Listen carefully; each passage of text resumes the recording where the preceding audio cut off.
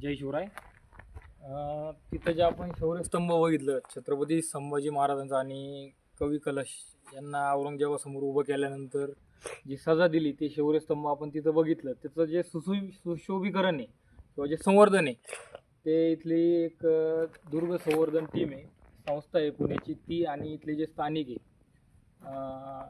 धर्मवीर गट टीम, त्या टीमने चांगल्या रीतीने काम केले.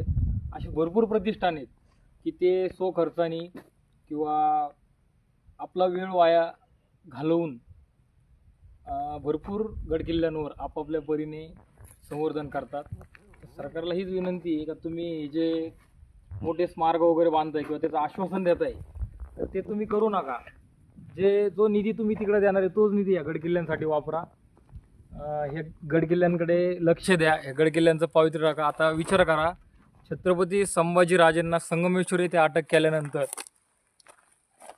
तो संगमेश्वर ते बहादूरगड, पूर्वी याला नाव बहादूरगड होतं, याचं अंतर सुमारे 250 ते 300 मैलाचं आहे. पण हा अंतर मुकरब खानाने अवघ्या 2.5-3 दिवसात पार केला. जे 40 दिवस महाराजांवर जे अत्याचार केले ते 40 दिवसातले 25 ते 26 दिवस ह्याच गडावर अत्याचार केलेत महाराजांवर. दुसरी गोष्ट मला सांगायचं एवढंच आहे की बहादूरगडाचं किंवा धर्मवीरगडाचं पावित्र्य आहे की महाराजांचं इथं रक्त सांडलेलं आहे. तर हात जोडून विनंती सरकारला, शासनाला, की तुम्ही पुतळे स्मारक वगैरे याला फालतू खर्च करूच नका, आम्हाला ते नको आहे.